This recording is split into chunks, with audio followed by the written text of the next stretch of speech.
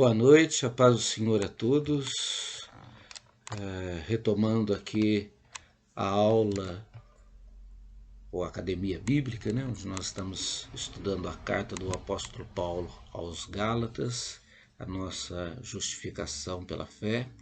Nós ainda estamos naquela parte introdutória, naquela parte onde Paulo ainda fala um pouco sobre si, e agora nós vamos aprofundar um pouquinho mais nesta questão da justificação pela graça.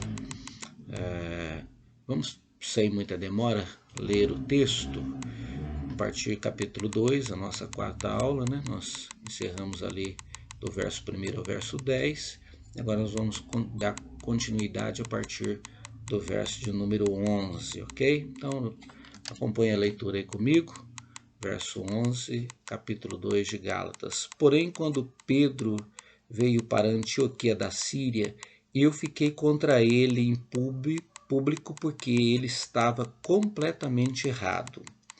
De fato, antes de chegarem ali, alguns homens mandados por Tiago, Pedro, tomava refeição com os irmãos não-judeus. Mas depois que aqueles homens chegaram, ele não queria mais tomar refeições com os não-judeus, porque tinha medo dos que eram a favor de circuncidar os não-judeus. E também os outros irmãos judeus começaram a agir como hipócritas do mesmo modo que Pedro, e até Barnabé se deixou levar pela hipocrisia deles. Quando vi que eles não estavam agindo direito, de acordo com a verdade do Evangelho, eu disse a Pedro na presença de todos: você é judeu, mas não está vivendo como judeu e sim como não-judeu. Então, como é que você quer obrigar os não-judeus a viverem como judeu? O fato é que nós somos judeus de nascimento e não pecadores não-judeus, como eles são chamados. Mas sabemos que todos são aceitos por Deus somente pela fé em Jesus Cristo e não por fazerem o que a lei manda. Assim, nós também temos crido em Cristo Jesus, a fim de sermos aceitos por Deus pela nossa fé em Cristo e não por fazermos o que a lei manda, pois ninguém é aceito por Deus por fazer o que a lei manda. Ao procurarmos ser aceitos por Deus por estarmos unidos com Cristo, fica claro que somos pecadores como os não-judeus. Mas será que isso quer dizer que Cristo trabalha em favor do pecado? Claro que não. Se eu, depois de ter destruído a lei, começar a construí-la de novo como meio de ser aceito por Deus, aí sim fica claro que eu havia quebrado a lei. Pois quanto à lei estou morto pela própria lei, a fim de viver para Deus. Eu fui morto com Cristo na cruz. Assim já não sou eu quem vive, mas Cristo é quem vive em mim. E esta vida que vivo agora, eu a vivo pela fé no Filho de Deus, que me amou e se deu a si mesmo por mim. Eu me recuso a rejeitar a graça de Deus, pois se é por meio da lei que as pessoas são aceitas por Deus, então a morte de Cristo não adiantou nada. Amém? Até o verso 21, capítulo 2, 11 até o verso 21, ok? Então nós vamos refletir um pouco, não vou fazer uma exegese do texto, eu quero apenas pensar de uma forma muito prática sobre a nossa relação com Deus. Então veja o que está acontecendo. Quando nós começamos a ler o capítulo 2, do verso 1 até o verso 10, há uma concordância. Lembre-se disso? Então, Paulo foi até Jerusalém, levou o Tito consigo que não era circuncidado, foi aceito pelos demais apóstolos, e ali naquela reunião, né, eles apertaram as suas mãos. Ou seja, o evangelho que Paulo estava pregando estava totalmente em acordo com o evangelho que os demais apóstolos estavam pregando. Agora, perceba que interessante. Agora, Pedro, isso aconteceu no cenário lá em Jerusalém, capital de Israel. Agora, Pedro está em Antioquia. E agora Pedro está vivendo entre os judeus de uma forma muito coerente com aquilo que ele tinha dito ou vivenciado com Paulo em Jerusalém. As exposições de Paulo sobre a fé ou a justificação mediante a fé diante dos apóstolos foi aceita. Foi apertado as mãos, houve coerência entre eles. Agora, Pedro está vivendo entre os gentios e está comendo com eles da mesma forma como houve aquela coerência lá em Jerusalém. Agora estão em Antioquia, em uma cidade onde há os crentes gentios, onde o evangelho foi pregado por Paulo e Barnabé àqueles gentios. E Pedro está bem coerente com aquilo que ele recebeu de Paulo, ouviu de Paulo em Jerusalém. É claro que Pedro deve ter se lembrado, recordado, quando ele teve aquela revelação em que aqueles animais impuros desciam em cima de um lençol e que Deus não fez diferença entre os cristãos judeus e os cristãos gentios, e que todos são bem aceitos por Deus. Isso tudo está em concordância, mas de repente, nesse cenário, aparecem os judeus, aqueles que Paulo combatia constantemente, da circuncisão. E diz o texto que Pedro teve medo desses judeus. E aí Pedro faz algo muito, vamos dizer assim, entristecedor ou incoerente com aquilo que ele mesmo havia concordado com a pregação de Paulo, que era a sua mesma pregação, que Deus não faz acepção de pessoas. Então, o Pedro que agora está ali e que recebe os judeus da circuncisão, teve medo. E isto chegou ao ponto de até outros cristãos judeus serem contaminados com essa prática, e Paulo diz que até o próprio Barnabé, seu companheiro de missão, se deixou levar. Percebe o que está acontecendo? E aí vale até a gente parar para a gente meditar um pouco sobre isso. A incoerência entre o que nós pregamos e o que nós vivemos. Guarde isso. A incoerência na vida de prática entre o que nós pregamos e o que nós vivemos. Então, o Pedro que concordava com o apóstolo Paulo em Jerusalém, o Pedro que comia com os gentios em Antioquia sem problemas algum, e vale destacar que comer com os gentios, para os gentios já era algo impressionante, porque um judeu nacionalista jamais se sentaria com um gentio para comer à sua mesa, porque ele se achava muito superior por causa dos preceitos da lei, né? Então, só do ato dele comer já era algo extraordinário. Agora, o que chocou e deixou Paulo abismado foi ele regredir nesse seu progresso. Então, quando os judeus chegaram, ele teve medo e ele se afastou dos gentios. É isso que o Paulo está dizendo a respeito do Pedro. Então ele o repreendeu na cara. diante de todos. Ele chama a atenção de Pedro por causa das suas práticas que não estavam sendo coerentes com a sua vida de fé. Então, nós estamos ainda tratando agora desta questão, porque Paulo agora vai aprofundar, e claro, isso foi algo que foi tratado junto com Pedro, e essas palavras bem prováveis foram dirigidas também ao apóstolo Pedro como uma exortação de amor, que nós somos justificados mediante a graça.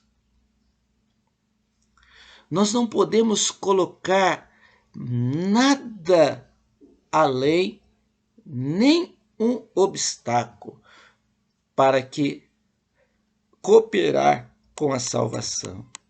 A graça é suficiente para nos salvar. O amor de Deus foi perfeito. Nenhum ato de lei pode nos justificar diante de Deus. Somente a morte do Senhor Jesus. Então, a nossa relação nesses versos, a exortação de Paulo, cabe a nós nesta reflexão sobre a forma que nós vivemos. Nós recebemos Jesus, o Evangelho, como um ato de fé. Nós o aceitamos na nossa vida. Nós entregamos, rendemos nossa vida a Jesus. E a nossa motivação é o amor em todo o tempo. Nós fazemos coisas porque nós amamos a Deus. Nós agimos com as pessoas por causa do grande amor de Deus por nós. E esse texto, ele tem um cunho especial, porque ele fala de coisas que às vezes nós nem percebemos por causa da nossa cultura, e aí nós introduzimos elas na nossa fé, ou nós estragamos a comunhão, podemos dizer assim, por causa do nosso pensamento humano. Você já viu assim, como você é recebido na igreja quando essa igreja tem um pensamento um pouco diferente do seu? Então, em todo tempo, nós somos testados nesta prática. A gente pode rejeitar a liturgia do outro, achando que a nossa é melhor. A gente pode questionar as canções do outro, porque a gente sempre acha que o nosso estilo, o nosso modelo é melhor. Então, isso gera em nosso coração uma espécie de falsa santidade. Eu digo falsa porque a igreja de Deus, ela é uma igreja mundial, vou dizer assim, né? Universal, e que jamais ela será uniforme. Então, o que é agradável para mim, às vezes não é agradável para o outro. Mas não quer dizer que o meu é melhor do que o outro. Então, o que aconteceu em Antioquia, ele é uma lição para nós nesta relação que nós temos com o nosso próximo. Porque as coisas que estão ao nosso derredor, elas podem nos desunir. É verdade. Um uso e costume. Uma liturgia de culto. Um estilo de templo. Um uma teologia diferente.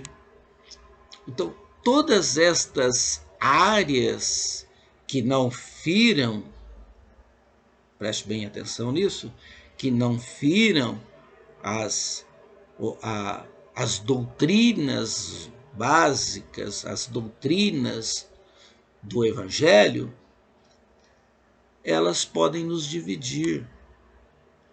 Então, nós podemos ser uma pessoa, quando nós estamos em particular com alguém, e aceitá-lo bem, mas quando nós estivermos no nosso grupo de elite, vou usar esse termo, nós podemos nos distanciar desta mesma pessoa.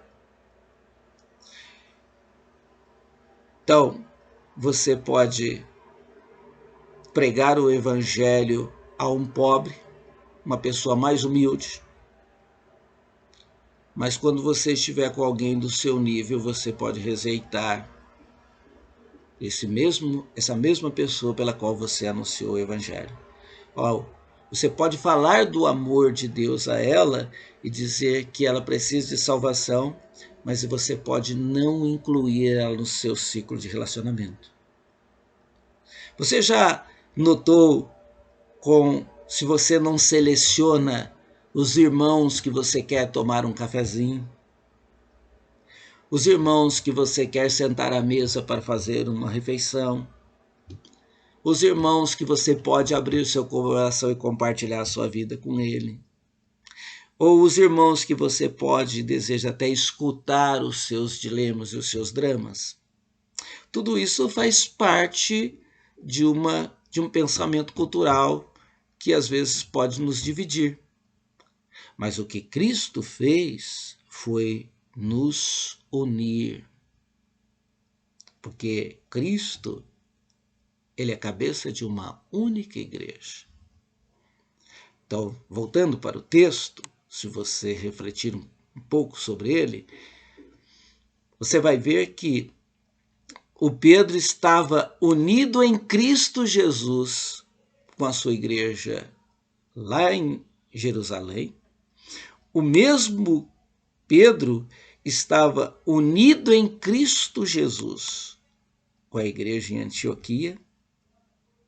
Mas nesta relação, quando os judeus da circuncisão chegaram ali naquela igreja e se encontraram com os gentios que estavam ali naquela igreja, Pedro teve que tomar um partido. E a sua opção poderia ser a opção do apóstolo Paulo, unificar essas duas alas em Cristo Jesus. Mas o Pedro se afastou dos gentios para se ligar aos judeus da circuncisão, porque o seu nacionalismo falou mais alto. A sua cultura de vida falou mais alta. O seu coração judeu falou mais alto. E ao se desligar dos gentios, os outros cristãos judeus que estavam com ele, inclusive Barnabé, também se afastaram, foram se afastando. E um Paulo judeu que tinha um caráter forte e que tinha uma compreensão maravilhosa do que Deus fez em Cristo Jesus, estava ali para repreender, porque Cristo nos une. Como eu disse, nós somos apenas uma mesma igreja. Cristo não é cabeça de uma igreja judaica e de uma igreja de gentios. Cristo é o cabeça da igreja e nós somos o corpo de Cristo. Nele não há divisão.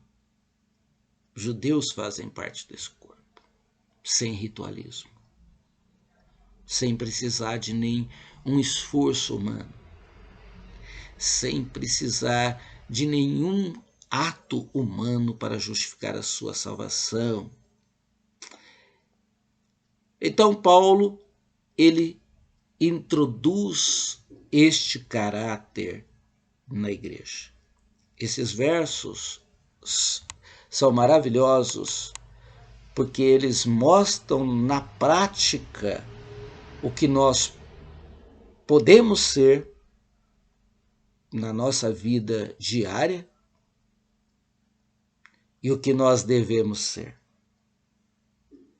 Porque nós podemos ser uma pessoa que conhece a doutrina e que sabe que Cristo veio para nos unir, para comermos com todos, para vivermos com todos, para aceitarmos todos e para dizermos a todos que apenas a graça nos basta, que somos justificados por Cristo Jesus, ou nós podemos ser incoerentes como Pedro ali o foi.